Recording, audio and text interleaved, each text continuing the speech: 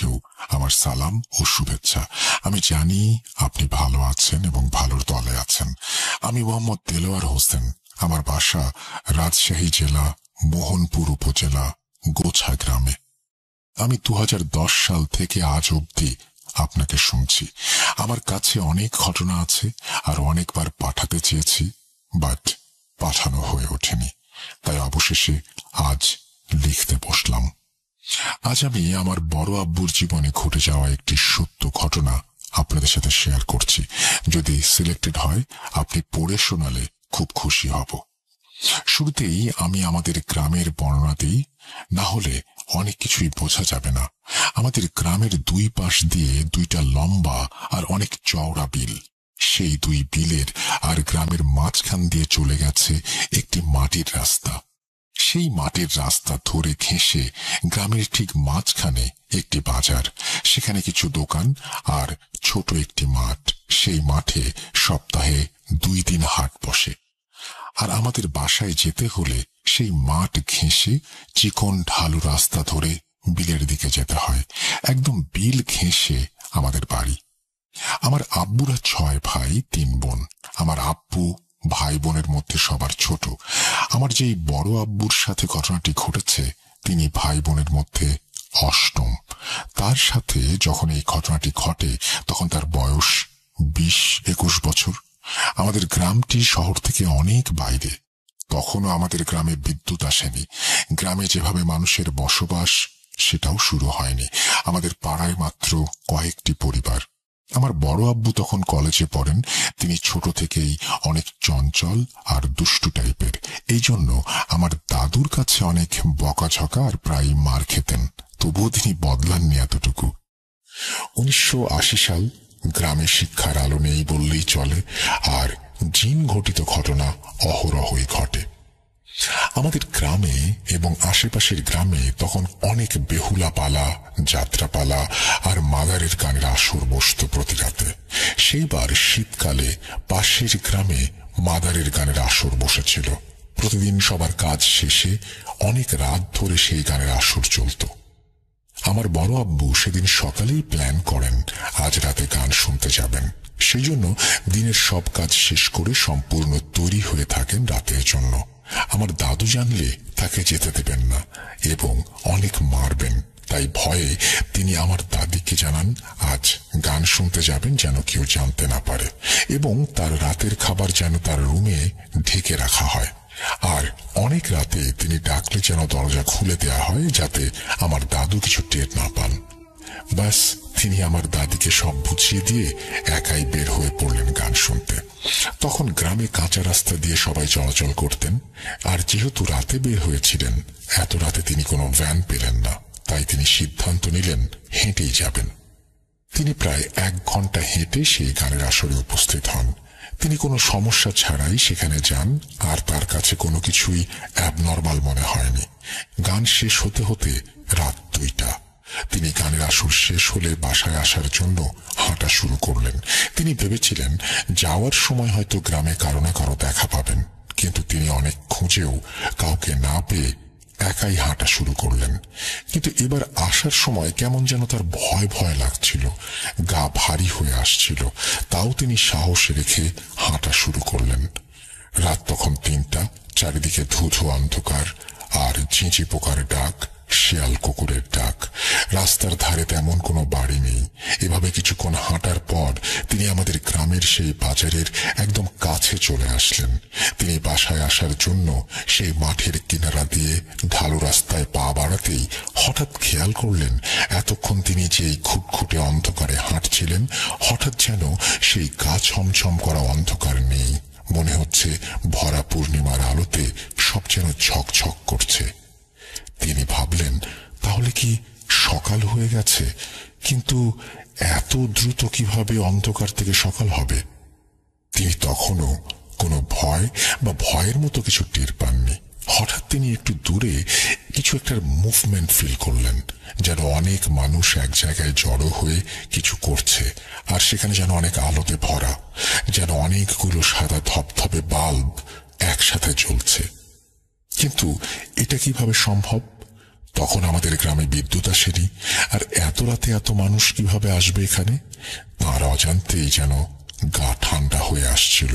তিনি তাও মনের মধ্যে একটা কিউরিওসিটি থেকেই সেই মাঠের দিকে ধীরে ধীরে পা বাড়ালেন।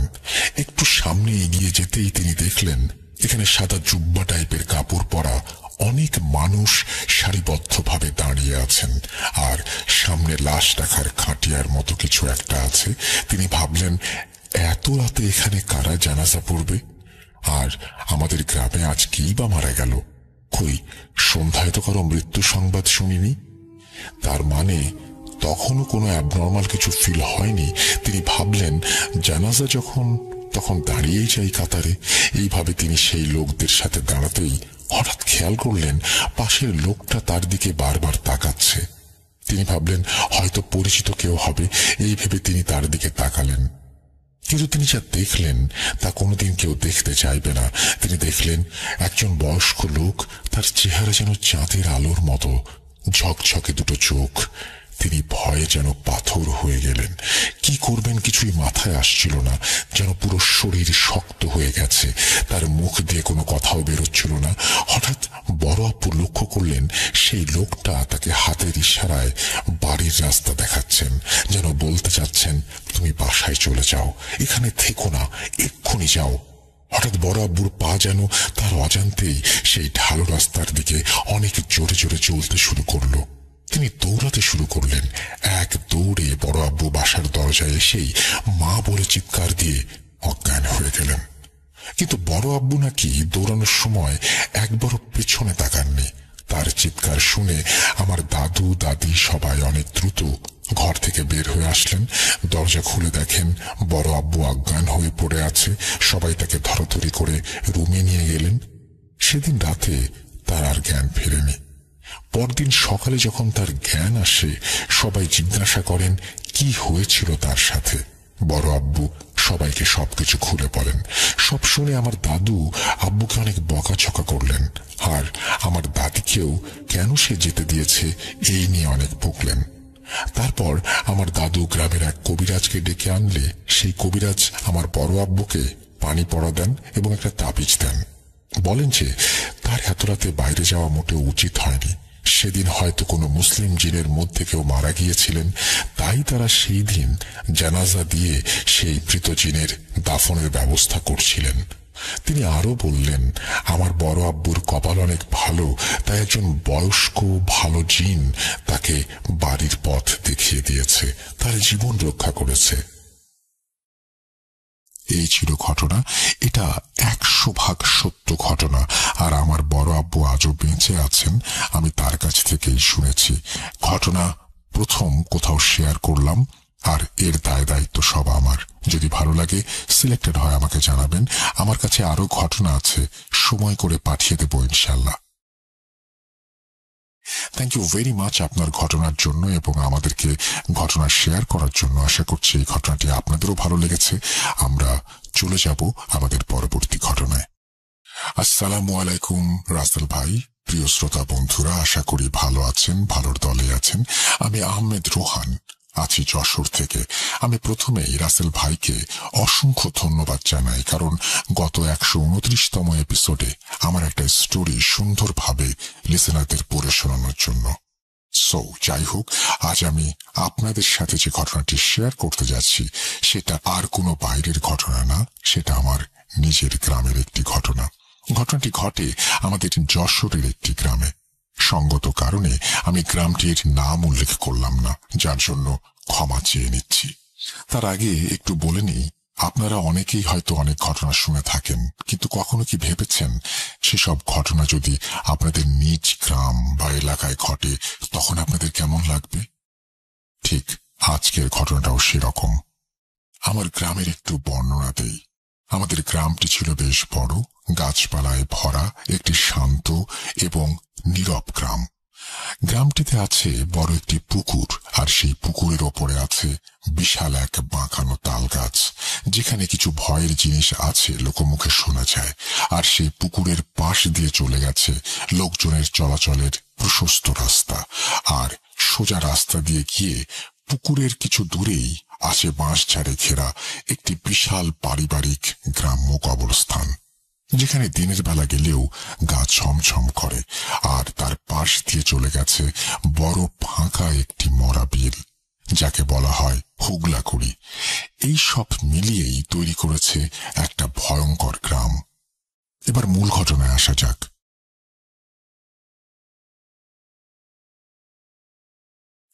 ঘটনা 1। সময়টা ছিল বর্ষাকাল, দিনটি ছিল বৃহস্পতিবার।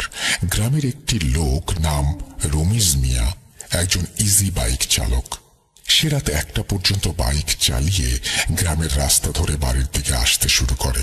সেদিন হালকা বৃষ্টি পড়ছে, আর চারিদিকে মৃদু ঝিঝি পোকার ডাক আর বিদঘুটে অন্ধকার। মাঝে মাঝে আকাশের বুক চিরে বিদ্যুতের ঝলকানি, আর সেই বিলের দিকটা থেকে মৃদু শেয়ালের ডাক বুকটা কাঁপিয়ে দিচ্ছে। আগেই বলে রাখি, রমিজ মিয়ার বাড়ি যেতে হয় সেই পুকুরের পাড় দিয়ে। সে যখন বাইক নিয়ে পুকুরের পাশ কাটিয়ে যাচ্ছিল, হঠাৎ সে একটা চাপা কান্নার শব্দ শুনতে পায়। সে খেয়াল করে শব্দটা পুকুরের মধ্যে থাকা তাল গাছ থেকে আসছে। এবার সে ওই দিকে তাকায় এবং দেখতে পায় একটি মহিলা বাঁকানো তাল গাছের ওপরে পেছন ফিরে বসে আছে। তার পা দুইটি পানির মধ্যে, তার পরনে থপথপে সাদা শাড়ি, চুলগুলো ছড়ানো, কিন্তু সে পেছন ফিরে আছে এবং কান্না করছে। সে ভাবল, এত রাতে এখানে মহিলাটা কি করছে? হয়তো বাড়ি থেকে রাগারাগি করে এসেছে, গলায় ফাঁস দিতে পারে। এবার সে গাড়িটাকে একটু সামনে দাঁড় করিয়ে রেখে যায় মহিলাটির কাছে। গিয়ে পেছন দিক থেকে বলে, কে আপনি? এত রাতে এখানে কি? বাড়ি চলে যান। যেই না কথাগুলো বলেছে, অমনি মহিলাটি তার দিকে ঘুরে তাকায়। তখন সে যেটা দেখতে পায়, সেটা দেখার জন্য সে মোটেও প্রস্তুত ছিল না।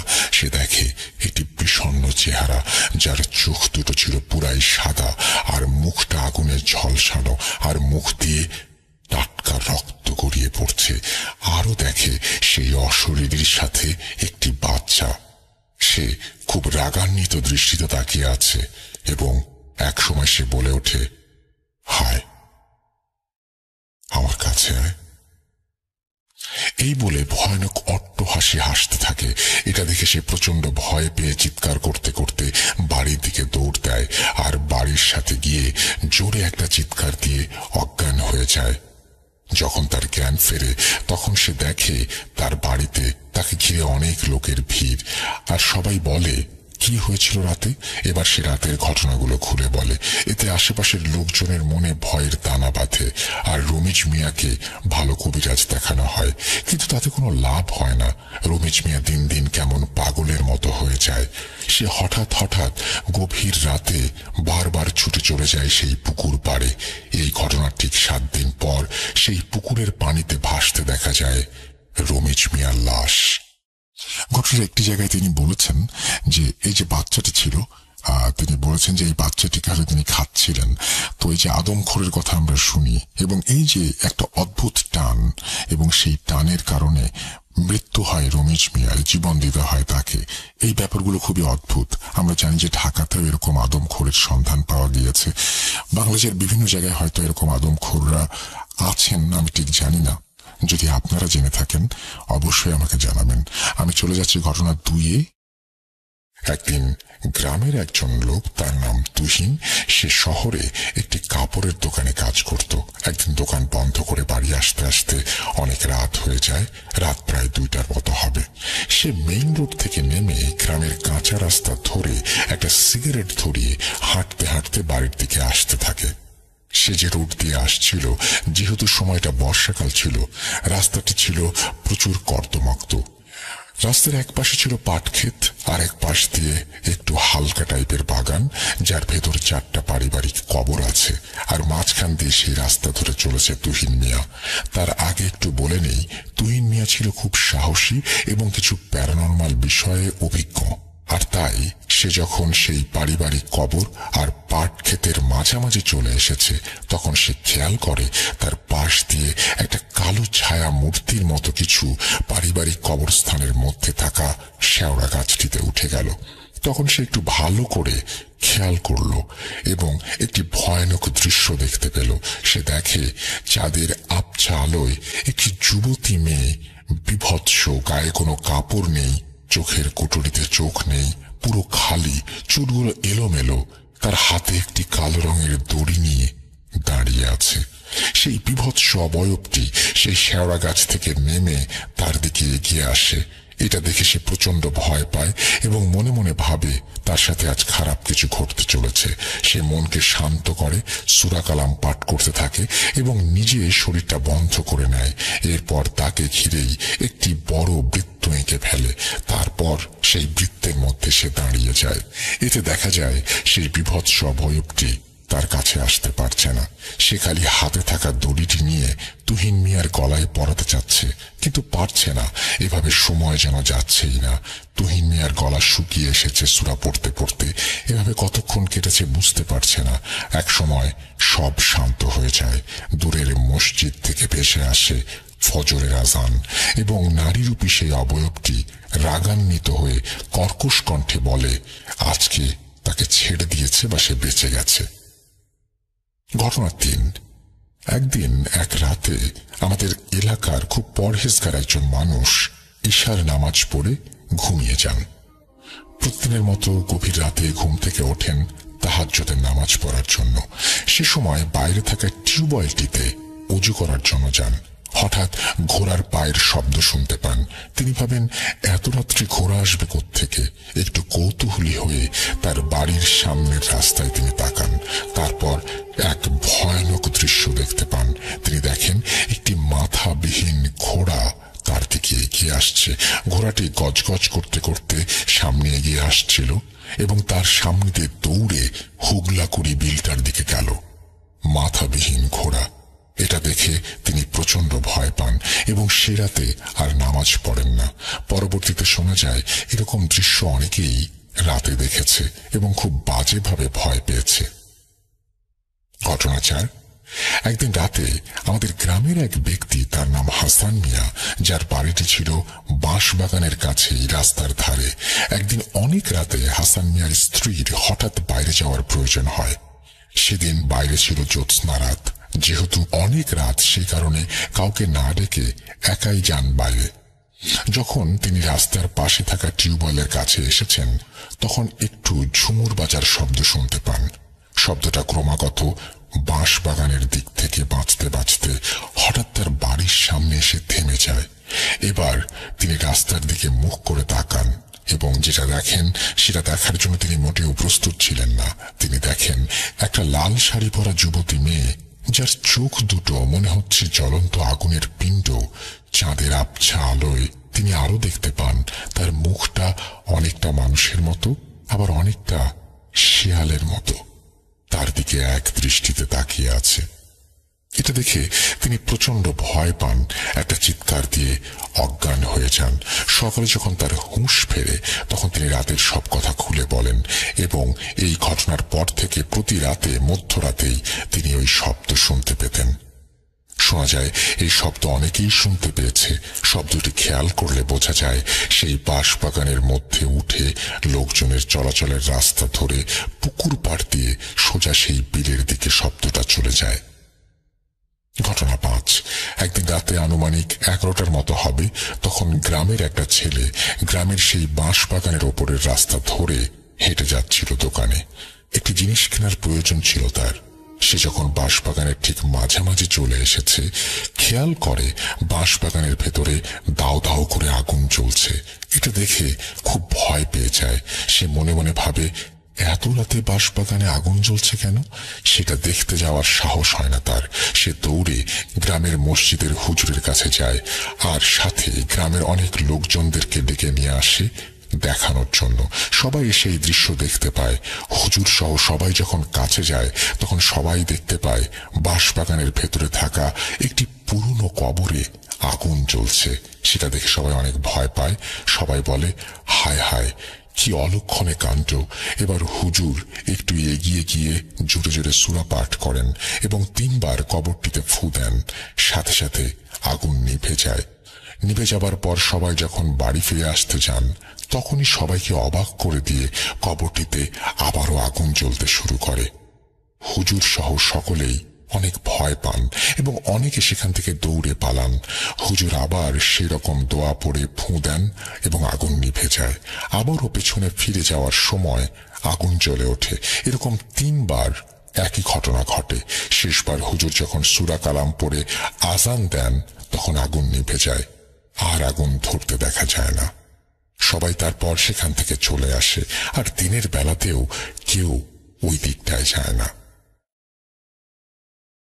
রাসেল ভাই, এই ছিল আমাদের গ্রামে ঘটে যাওয়া কিছু বিশেষ ঘটনা। এখনো এরকম কিছু ঘটনা ঘটতে দেখা গেছে। অনেক হুজুর কবিরা জানা হয়েছে গ্রামে, কিন্তু আজ পর্যন্ত এসব ঘটনার কোনো সলিউশন পাওয়া যায়নি। জানি না আসলে ঘটনাগুলো কতটা ভয়ের, কিন্তু ঘটনাগুলো আমাদের গ্রামে ঘটে যাওয়া সমস্ত ঘটনা। ভালো লাগলে লিসনারদের পড়ে শোনাবেন। এই বলে তিনি তার ঘটনা শেষ করেছেন।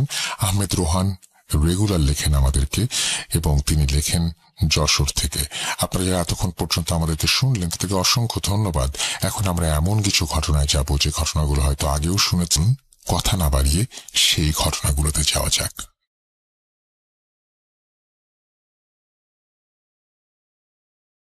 শুনুন স্বাধীন পডকাস্ট।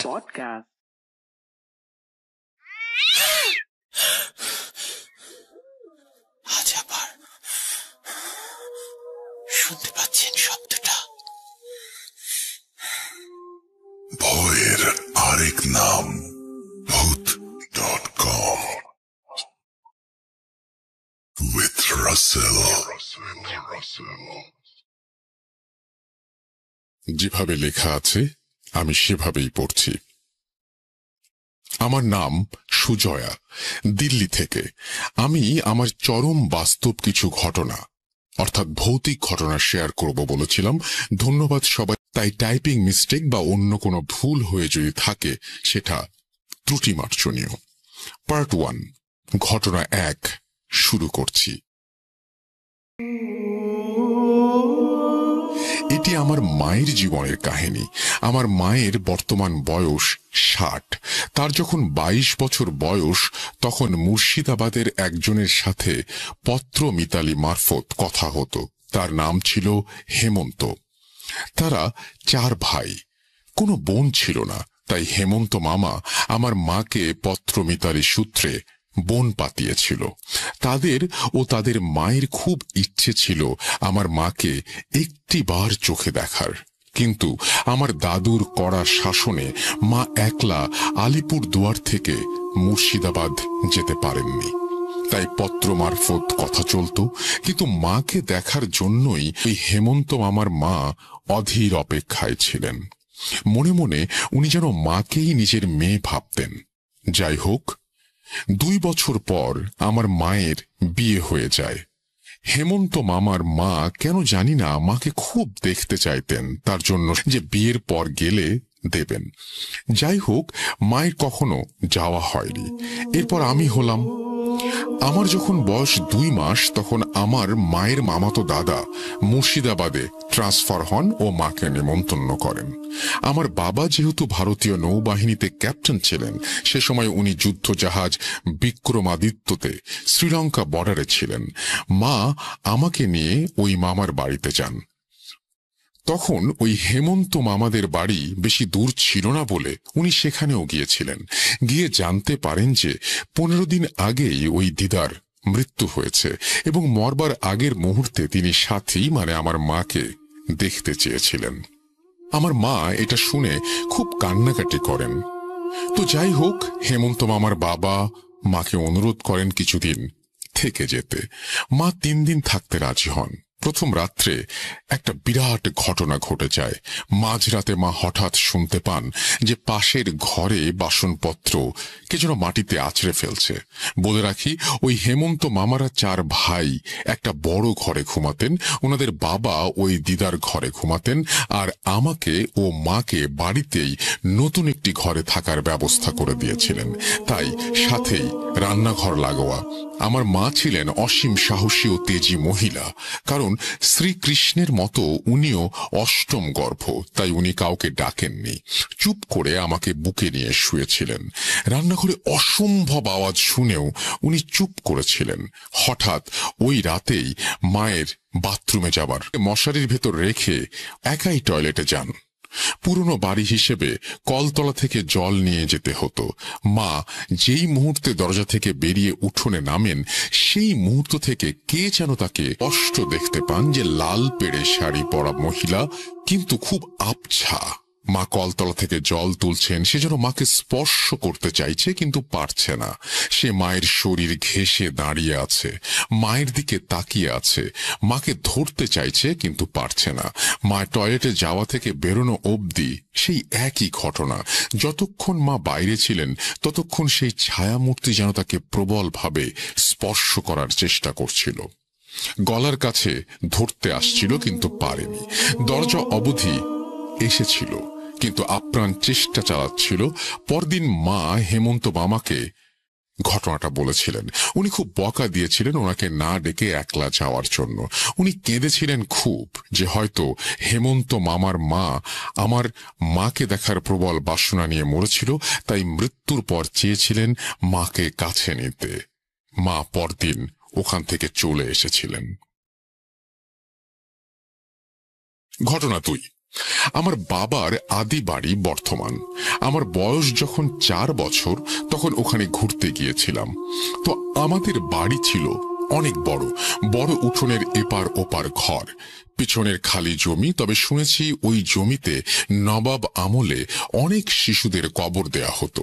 যাই হোক, আমি আর আমার মা রাত্রে ঘুমিয়েছিলাম লাগোয়া ছোট ঘরে। আমার জন্য দুধ রাখা ছিল পাম্প স্টোভের ওপর। আমাদের এই ঘরটায় জানালা ছিল একটা, সেটা বন্ধ ছিল, আর ছিল একটা খুব ছোট ভেন্টিলেটর, যেটা দিয়ে একটা কবুতর ঠিকভাবে যেতে পারবে না। যাই হোক, রাতের বেলা আমি বাথরুমে যাব বলে মাকে ডাকি। মা উঠোনের ওপারে বাথরুমে গিয়ে আমাকে বারান্দার কোণে বসতে বলেন। ওনার পেছনটা ছিল ঘরের দিকে। হঠাৎ উনি শুনতে পান একটা ভীষণ রকমের শোঁ শোঁ আওয়াজ, যেন কেউ বিষাক্তভাবে কিছু চাটছে। মা এক মুহূর্তে ঘুরে তাকিয়ে দেখেন যে একটা ভয়ানক কালো লোমশ কেউ দাঁড়িয়ে দুধের বাটির সামনে। মা তাকাতেই সেও জ্বলন্ত আগুনের মতো লাল চোখে তাকিয়েছিল। মা আমাকে তাড়াতাড়ি কোলে নিয়ে ঘরে এক পা ফেলতেই সে সেকেন্ডেরও কম সময়ে একটা লাফ মেরে যেন উড়ে ওই ছোট্ট ভেন্টিলেটর দিয়ে বেরিয়ে গেল। মা আমাকে মশারির ভেতর ঢুকিয়ে যেই না বলছেন, তুমি ভয় পেও না, আমি ঠাকুমাকে এখনই ডেকে আসছি, অমনি ওই পেছনের জমি থেকে যেন একটা বিভৎস গলা ভেঙচি কেটে উঠেছিল। মানে বুক কাঁপানো আও আও করে ভেঙচি কাটার আওয়াজ। সেটা আমি আজ 27 বছর পরেও ভুলতে পারিনি। আমি আজও কেঁপে উঠি মনে পড়লে সেই ছায়ামূর্তি আর সেই ভেঙচির আওয়াজ। যাই হোক, আমার অসীম সাহসী মা সেই অন্ধকারে উঠোন পেরিয়ে ঠাকুমা, দাদু, কাকুদের ডেকে আনেন। আর একটা কথা, যেহেতু আমরা ওই ঘরে থাকতাম না, কোনো ঠাকুর বা পুজো পাঠ ওই ঘরে হয়নি। যাই হোক, পরদিন ভোরবেলা আমার দাদু গিয়ে এক মুসলমান বৃদ্ধকে ডেকে আনেন। উনি এসে পুরো বাড়ি ঘুরে জানান যে একটা ভয়ানক কিছু আছে। উনি ছোট একটা সাদা কাগজে আরবি বা উর্দুতে কিছু একটা লিখে কাঁঠালের আঠা দিয়ে ঘরের দুয়ারে আটকে দিয়েছিলেন। উনি কোনো টাকা নেননি এর জন্য, ওনার গুরুর মানা আছে। সেদিনের পর থেকে আর কিছু হয়নি। তারপর ঠাকুমা ওই ঘরে ঠাকুর রাখতেন। ঘটনা 3। আমি তখন আমার মায়ের গর্ভে, 7 মাস গর্ভ মায়ের। আমার বাবা যেহেতু ভারতীয় নৌবাহিনীর ক্যাপ্টেন ছিলেন, তাই বেশিরভাগ সময় তিনি যুদ্ধ জাহাজে থাকতেন। মা কোয়ার্টারে একাই থাকতেন। আমি আগেই বলেছি, আমার মা যেহেতু শ্রীকৃষ্ণের মতো অষ্টম গর্ভজাত, তাই উনি অসীম সাহসী, তেজী ও কিছু বিশেষ ক্ষমতার অধিকারী। তো উনি সে সময় বিশাখাপট্টনমে কোয়ার্টারে একাই ছিলেন। এই কোয়ার্টারটা একটু তাড়াহুড়ো করে নেওয়া হয়েছিল। বাবার ট্রান্সফার হয়েছিল আর পরদিনই যুদ্ধ জাহাজ বিক্রমাদিত্যতে বাবা চলে যান মিয়ানমারের উপকূলে। মা একলা ছিলেন ওই কোয়ার্টারে। খুব গরম ওখানে। মা কোয়ার্টারে ঢোকার সময় লক্ষ্য করেন যে গোটা ঘরটা বেশ কালো, মানে দেয়ালগুলো ধোঁয়া জ্বলা কালো মতো।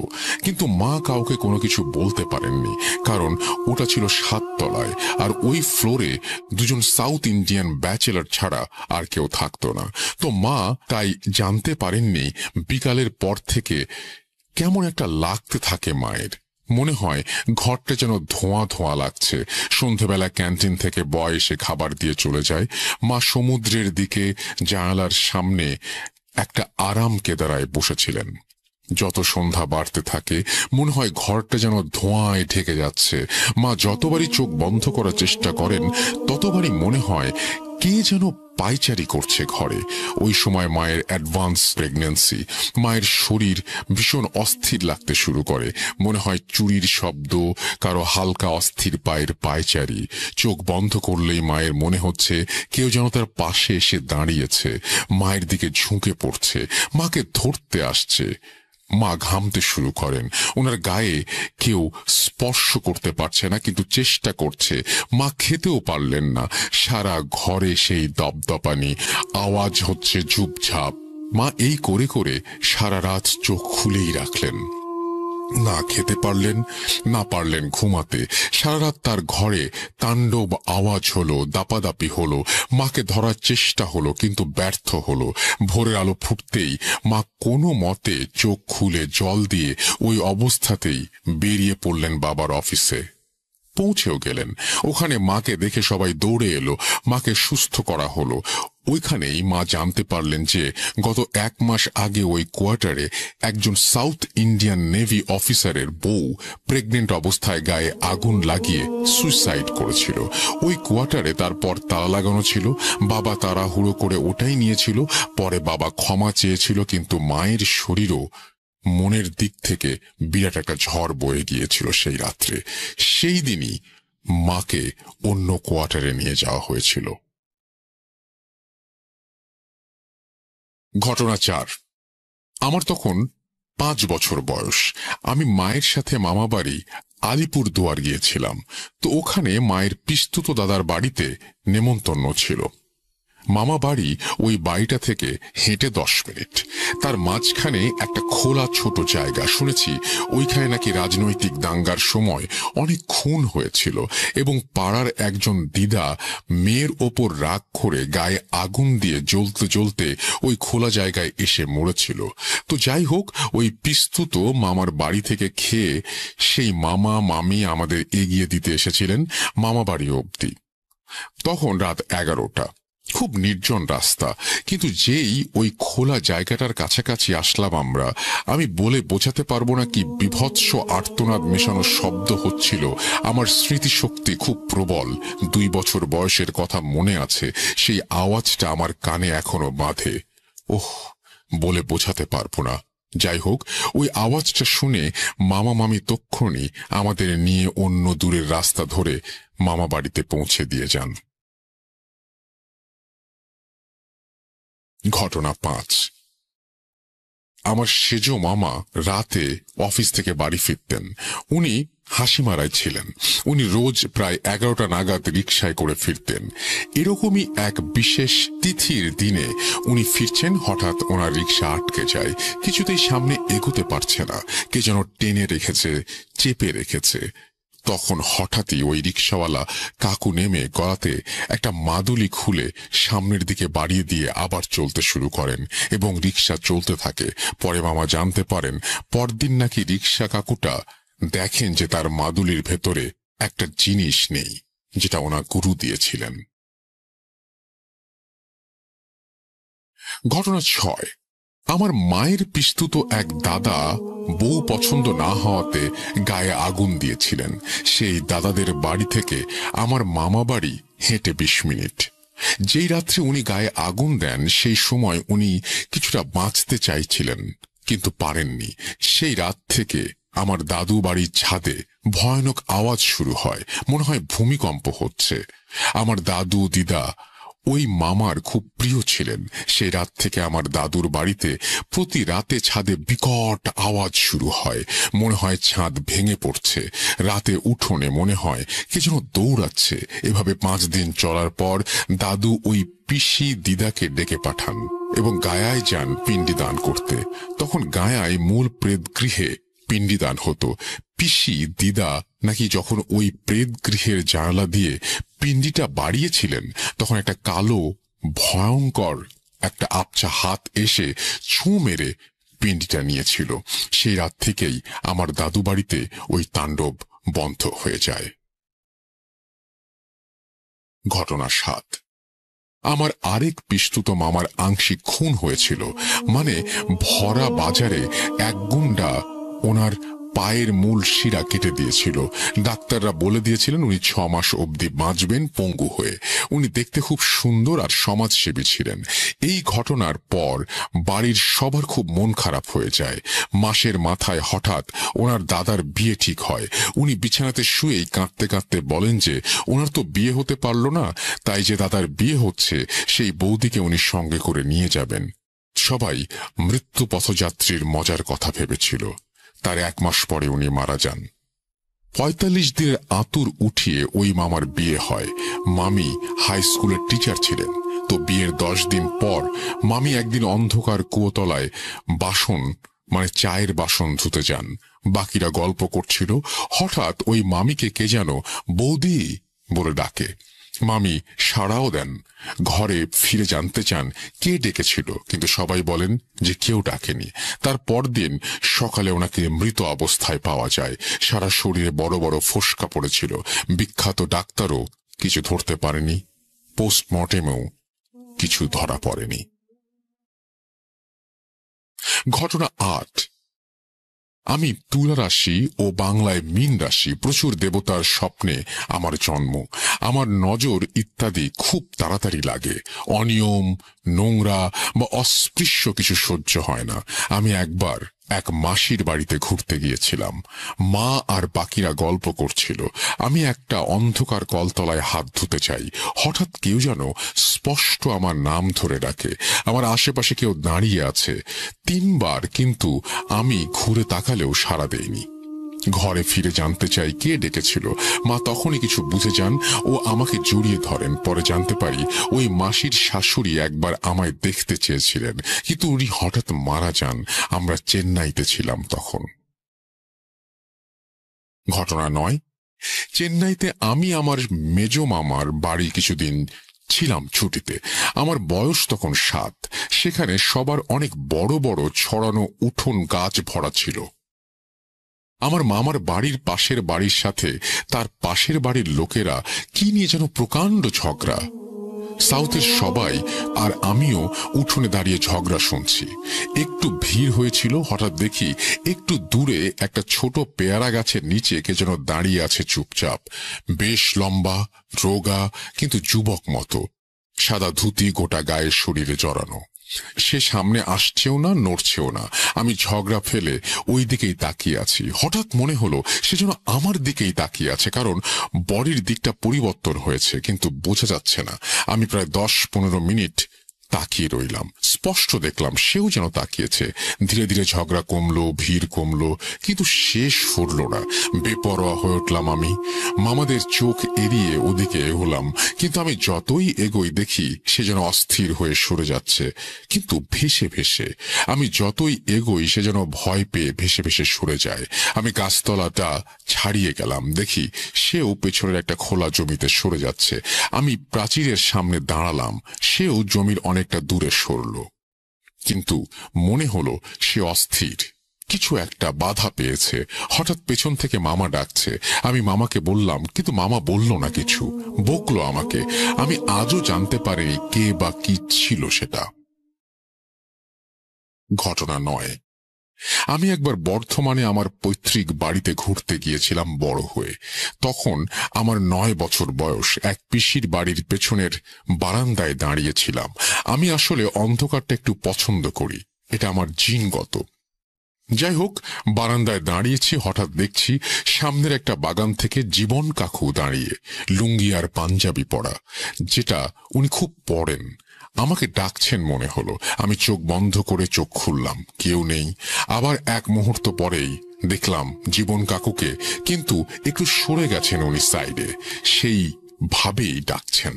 আমি বারান্দা থেকে নামতে যাব, মায়ের আবছা গলার আওয়াজ পেলাম। আমি পিছিয়ে এলাম, দেখলাম কেউ নেই সামনে।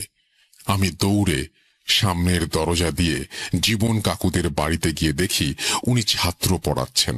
আমি আর ভাবতে পারিনি, আমি আজও জানি না কি হয়েছিল ওটা। ঘটনা 10। আমি আর আমার মা দিল্লির কোর্টে একটা কাজে গিয়েছিলাম। তখন ছুটি চলছিল, মনেই ছিল না কিছু অ্যাডভোকেট তাদের চেম্বার খুলতেন। তো আমরা আলোচনার জন্য একজনকে জিজ্ঞেস করি। উনি একটু দূরে ছিলেন, অপেক্ষা করতে বললেন। আমরা 5 তলায় দাঁড়িয়ে আছি, অনেক বন্ধ চেম্বার ওখানে। আমরা একটা বন্ধ চেম্বারের সামনে দাঁড়িয়েছি, নির্জন, লোক প্রায় নেই। হঠাৎ আমি দেখছি সামনের বন্ধ চেম্বারের দরজাটা যেন ভয়ানকভাবে কেউ ভেতর থেকে টানছে, ধাক্কাচ্ছে। বাইরের দরজাটা ভীষণ নড়ছে। মাকে দেখালাম, উনি এগিয়ে গেলেন। কিছুক্ষণ চুপচাপ দরজাটা দেখে আবার সেই রকম শুরু হলো, যেন প্রবল বেগে কেউ ধাক্কাচ্ছে, টানছে। মা হঠাৎ দরজার ওপর হাত রেখে তালাটা ধরলেন, যেন মনে হলো কেউ বাধা পেল। মা দাঁড়িয়ে রইলেন। হঠাৎ আমাদের ওই অ্যাডভোকেট পেছন থেকে ডাকলেন। পরে জানতে পারি ওই চেম্বারে একজন সিনিয়র অ্যাডভোকেট হার্ট অ্যাটাকে মারা যান। উনি ভেতরে কাজ করছিলেন, ওনার একজন ক্লায়েন্ট ওনাকে মৃত অবস্থায় পান। সর্বশেষ ঘটনা, আমি তখন লেখাটা বুঝতে পারি, আমি তখন ভাড়া থাকি কোন একটা জায়গায় বলছেন, এবং তারপরে তিনি বলছেন যে বাড়ি থেকে ইউনিভার্সিটিতে অনেকটা দূর।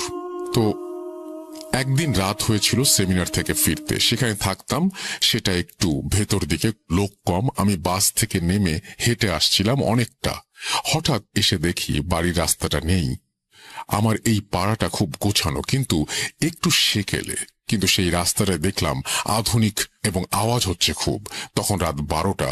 আমি পিছিয়ে এসে আবার একই দিকে হাঁটলাম, কিন্তু এবার দেখি রাস্তাটা নেই, চারিদিকে শুনশান, পুরনো লেন। হঠাৎ মনে হলো কেউ বা কারা যেন আমাকে ঘিরে ধরেছে। আমি ঘামছি, কিন্তু ভয় পাবো না ঠিক করেছি।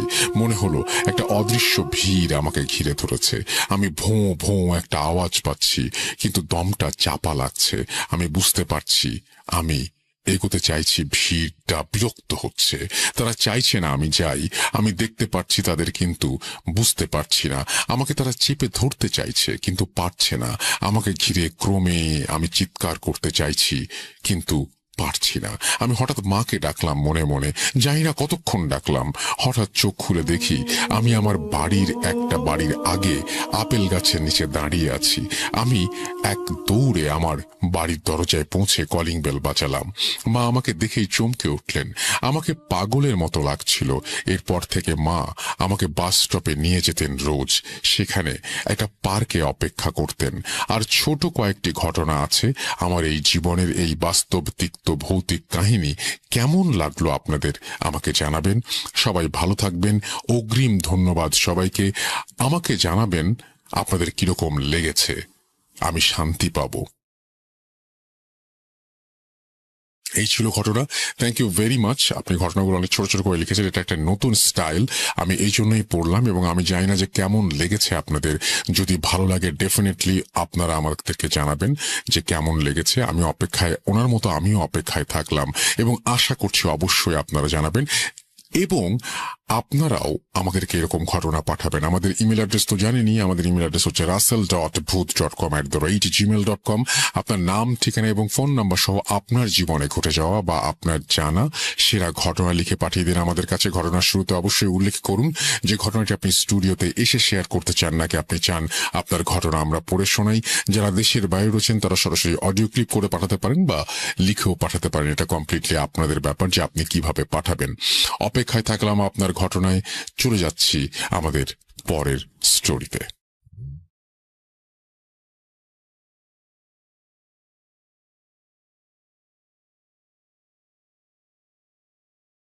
Entertainment is a must.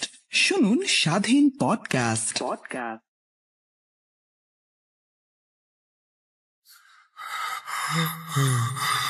কেন কেন তুমি আসো? আমি শুধু তোমার সাথেই থাকতে চাই।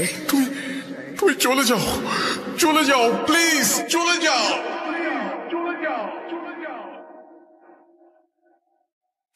.com with Russell.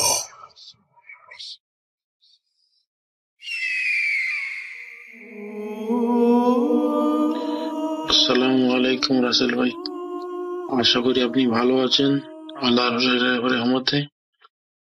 আর আশা করি পেন্ডিকের মধ্যে সবাই খুব ভালোভাবে আছেন।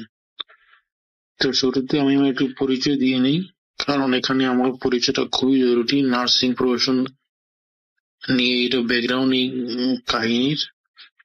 আমার নাম হচ্ছে সোহেল, আমার বাড়ি ত্রিপুরাতে, কিন্তু বর্তমানে কর্মরত আমি কলকাতাতেই থাকছি। কিন্তু ঘটনাটি যেটা ঘটেছে সেটা হচ্ছে ব্যাঙ্গালোরে।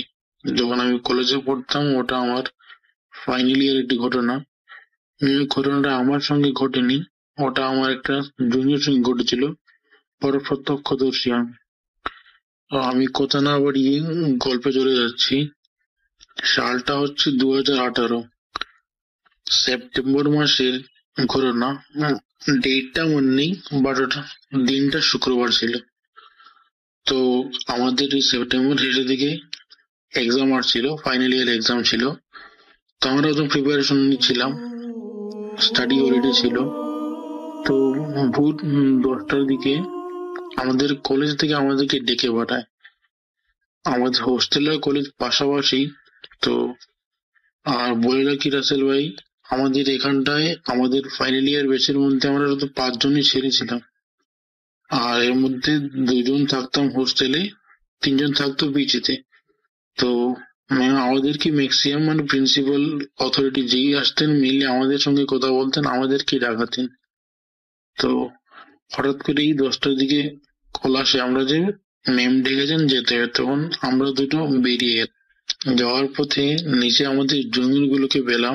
ওরা বলছিল দাদা তাড়াতাড়ি যান, ওখানটায় তো একটু সমস্যা হয়ে গেছে। আমাদের ওই জুনিয়র ছেলের নাম বলছিল, আমিও নামটা বলছি না, ওই একটু ম্যাম ডাকছে আপনাকে। তো আমরা তাড়াতাড়ি করে গেলাম।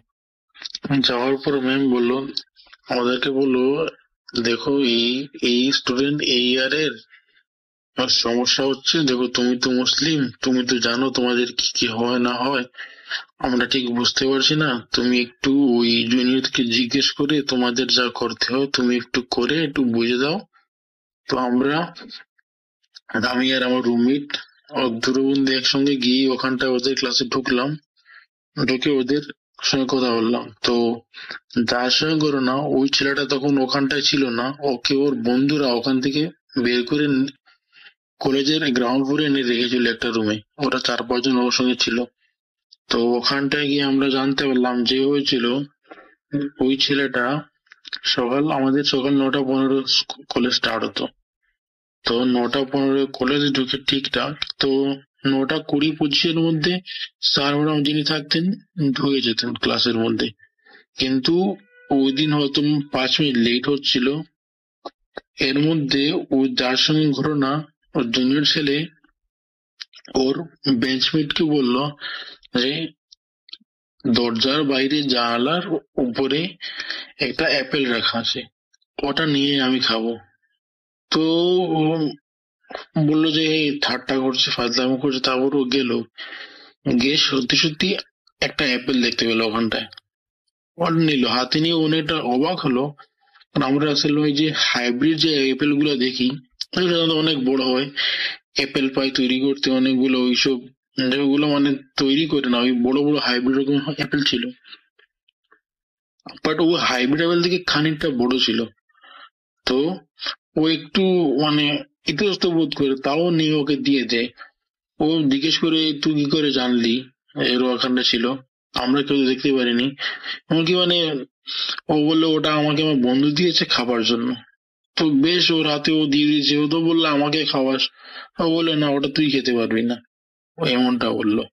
তারপর ওটাকে পুরো একা নিজে হাতে নিয়ে আমরা যদি 3টে বাইট নিয়ে যতটা শেষ করে দিতে পারবো, ও প্রথম বাইটে অতটা শেষ করে দিল। তা দেখে ওর সঙ্গের ছেলে একটু ঘাবড়ে গেছিল। ও বলছিল, কি রে, কি হয়ে খাচ্ছিস, তুই কি রাক্ষস হয়ে গেছিস নাকি, এমনটা বলছিল ওরা। ওটা খেয়ে তারপর ওর ওর বেঞ্জনের কাছে জল চাইলো, তোরা জল দিল। এরই মধ্যে ম্যাম ঢুকে বললেন ক্লাসে। ম্যাম ছিলেন তো, ও এর মধ্যে সবাই ম্যাম অ্যাটেন্ডেন্স করছেন, ও এর মধ্যে বিড়বিড় করে কি বলছে। আর ওকে ম্যাম ডাকছেন, বাট ও রেসপন্স করছে না। তো ম্যাম ওর সামনে গিয়ে দাঁড়ালেন, ওর ন্যাচারালি কি হয়েছে ওর বলে জিজ্ঞেস করে, ও কিছু বলছে না, ও জাস্ট এমনিতেই ভিডিও করে মানে বলছে। তা দেখে ম্যাম একটু ঘাবড়ে গেলেন। তো ম্যাম বেরিয়ে গেলেন। ম্যাম বেরিয়ে গিয়ে প্রিন্সিপালকে খবর দিলেন।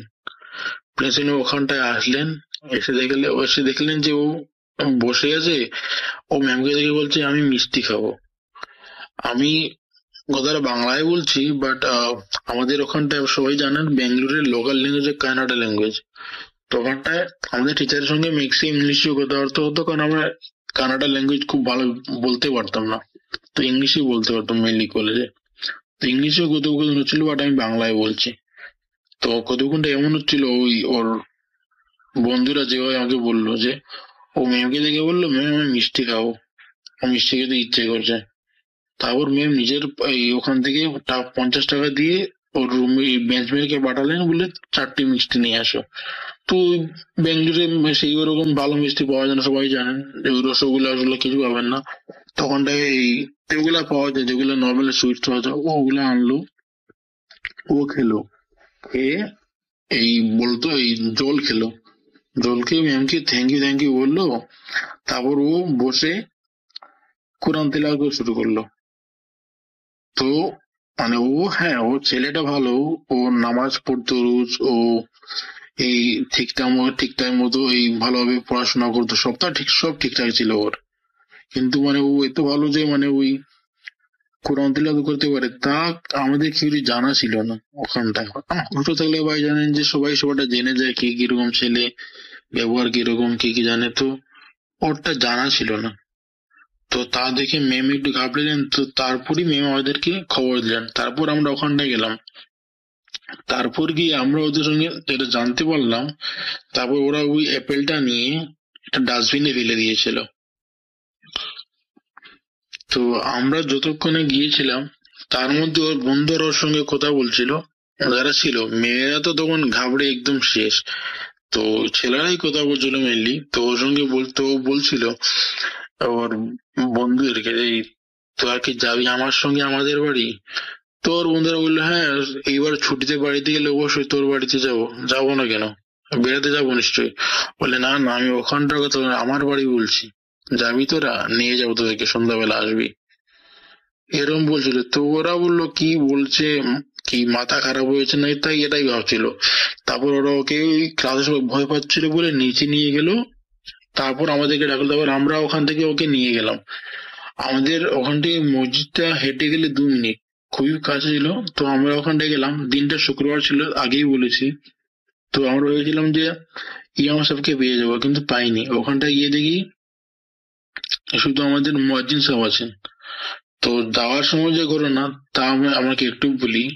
ও যাচ্ছিল ভালো, ও বললো যে, আমাদেরকে বললো যে, সোহেল ভাই দেখো ওরা কি বলছে, আমি কি জানি কি বলছে, ম্যামকে কি বললো আমি জানি না, আমাকে বলছে মসজিদে নিয়ে যেতে, জুম্মার টাইম হয়নি, আমি স্নান করিনি, এখন কেন যাবো, জুম্মা তো 1টা, এখন তো বাজে বেলা 10টা, পরে গেলেই তো হতো না। তো আমি ওকে বুঝলাম, ঠিক আছে ভাই চল দেখে আসি, মসজিদ সাহেব ডেকেছেন তাই যাবো আমার ওখানটায়। তো গিয়ে মশা কি বললেন, তো মসজিদ সাহেব দেখে বললেন, হয়তো ওর সঙ্গে কিছু খারাপ কিছু লেগেছে বা কিছু হয়েছে ওর। তো উনি শুধু এটা পানি পোড়া দিয়ে দিলেন, বললেন যে জুম্মার টাইমে যখন আসবে ওকে নিয়ে আসবে, তখন এই মাসে থাকবেন, তখন উনি দেখে বলে দেবেন। তো ঠিক আছে, আমরা তো একটা ঘটনা ওখানটায় বলি কি হয়েছে।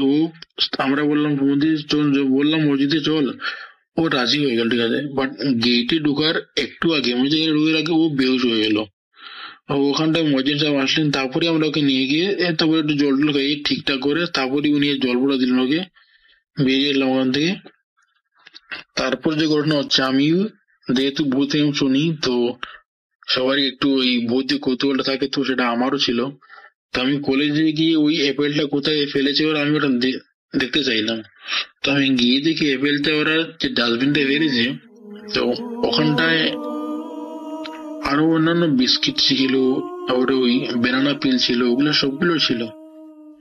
ওগুলা সবগুলাতে পিঁপড়ে ধরে গেছে, কালো পিঁপড়ে ধরেছে। বাট শুধুমাত্র ওই অ্যাপেলটাতেই কোনো পিঁপড়ে ধরে নেই।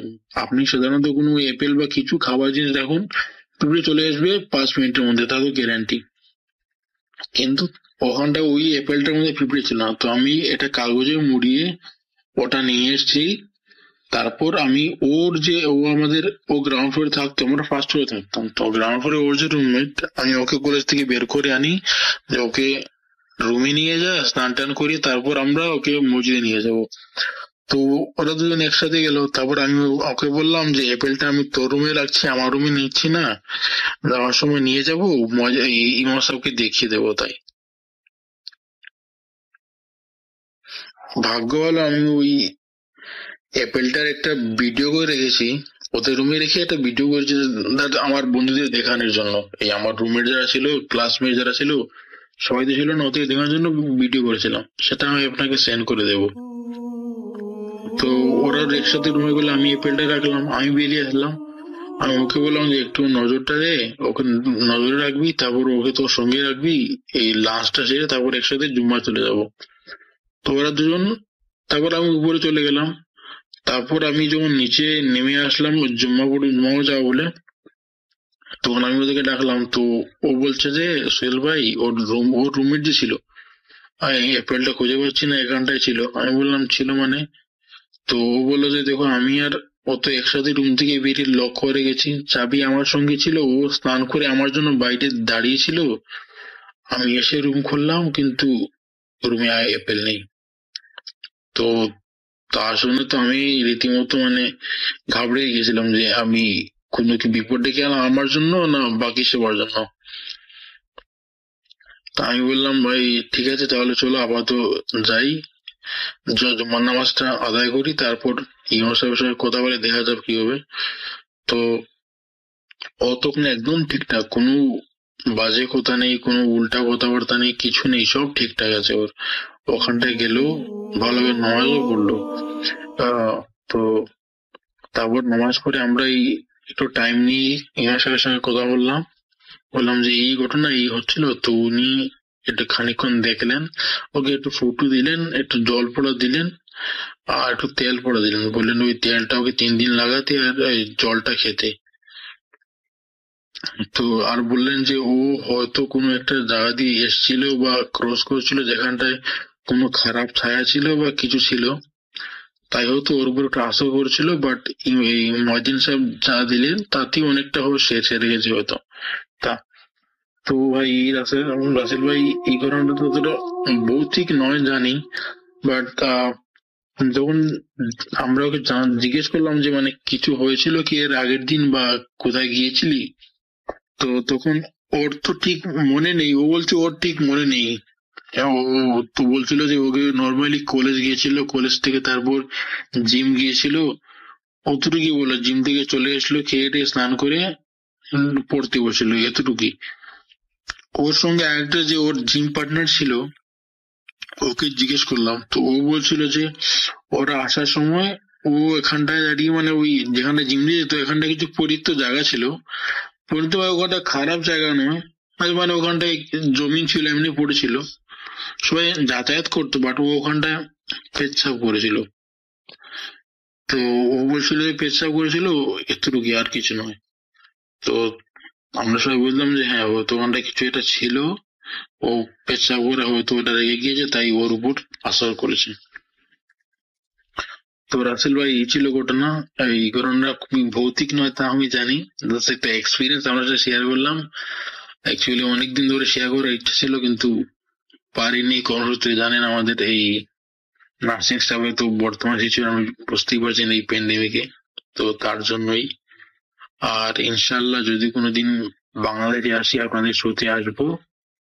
আর আমার হসপিটাল নিয়ে একটা ঘটনা আছে, যেটা আমি আগামীতে কোনো একদিন শেয়ার করব, তাও যদি টাইম পাই অবশ্যই শেয়ার করবো। ওই ঘটনাটা খুবই ওই ভৌতিক নয়, আমার কোনো ঘটনাই ভৌতিক নয় বলতে পারি, বাচ্চা একটু অস্বাভাবিক।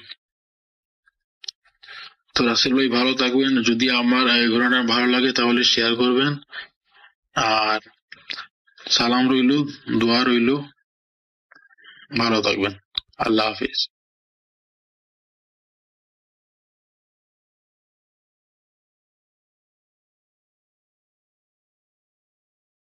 Entertainment is a must. শুনুন স্বাধীন পডকাস্ট।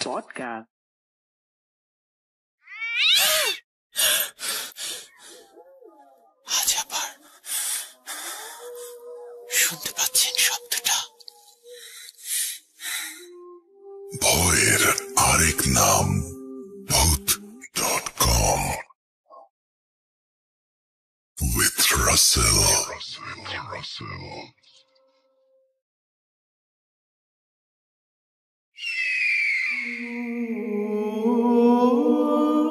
আসসালামু আলাইকুম রাসেল ভাইয়া, আমি এই গল্পটা পাঠাচ্ছি। আমি আপনার একজন অনেক পুরাতন শ্রোতা, বলতে গেলে ছোটবেলা থেকে ভূত এফএম শুনেই মনে হয় বড় হয়েছি। আর সেখান থেকে আসলে ভূতের ব্যাপারটার প্রতি যদি আগ্রহ কেউ সৃষ্টি করে থাকে সেটা আসলে আপনার সই। তো আজকে আমি একটা গল্প বা ঘটনা বলছি, আশা করি আপনি এটা প্লে করবেন। তো ঘটনাটা হচ্ছে 1990 সালের দিকে। তখন আমার আম্মার নতুন বিয়ে হয়েছে। আমার দাদি ছিলেন খুবই অসুস্থ, আমার আব্বু বিদেশে ছিলেন এবং চাচারা ছিলেন অনেক ছোট আর কি, ছোট ছোট ছিলেন। কেউ মাদ্রাসায় থাকতেন, কেউ কারো বাসায় থেকে পড়াতেন, তার বিনিময়ে ঘুমাতেন, মানে এরকম আর কি। বাসা খুবই খালি ছিল, দাদা বাড়ি ছিল পুরোই ফাঁকা। তো আমার আম্মা দাদির সাথে একজন চাচি থাকতেন। এই চাচির কিছু বদ অভ্যাস ছিল, যেমন তিনি দুপুরবেলা চুল খোলা রেখে তরকারি তুলতে, আমাদের গ্রামে একটা জায়গা আছে ক্ষেতের মতো, বিশাল বড় ক্ষেত, সেখানে তরকারি তুলতে যেতেন। উনাকে অনেকবার নিষেধ করা হয়েছে, উনি কারো কথাই শুনতেন না। তো এই চাচির হাজবেন্ড যে ছিল সে আমাদের জমি দেখাশোনা করতো, বর্গা যেটা বলে আর কি, ওই টাইপের কিছু একটা। তো অনেক আগের ঘটনা, আমি আসলে শুনে শুনে, আমার ফুপুদের থেকে শুনেছি, আম্মু, আমার দাদি, সবার থেকে শুনে শুনে এই উনার সম্পর্কে একটা ঘটনা আমি পেয়েছি আমাদের বাড়িতেই, দাদা বাড়িতেই ঘটা। খুবই সত্যি একটা ঘটনা, মানে একদম সবাই স্বীকার করেছে, সবাই বলেছে যে আমরা দেখেছি। তো ঘটনাটা এরকম, একদিন এটা ছিল রমজান মাসেই ছিল, শীত ছিল তখন, খুব বেশি শীত না, মানে হালকা পাতলা শীত ছিল। তো আমার দাদি, আম্মা এবং এই চাচি একসাথেই ঘুমাতেন। চাচি নিচে ঘুমাতেন, আমার আম্মু আর দাদি উপরে ঘুমাতেন। একদিন তাহাজ্জুদের নামাজ সবাই একসাথে পড়তেন, খুব রেগুলারলি পড়তেন, তাহাজ্জুদ ফজর কিছুই বাদ দিতেন না। তো একদিন তাহাজ্জুদের সময় আমার আম্মু আর দাদি ঘুমেছিলেন। এই চাচির কি মনে হলো, উনি কিন্তু এই কাজ কখনো করতেন না, কিন্তু সেদিন কি হয়েছিল কে জানে, উনি তাহাজ্জুদের সময় একাই উঠলেন। উঠে একটা খুপি নিয়ে অনেক দূরে, মানে অনেক দূরে না, মানে কাছেই, কিন্তু আমার কাছে দূরে মনে হয়েছে ওই পুকুর ঘাটটা, ওখানে গেলেন একাই। গিয়ে উনি অজু করছেন, তাহাজ্জুদের নামাজ পড়বেন, অজু করছেন। তো এমন সময় উনি উনার ভাষ্য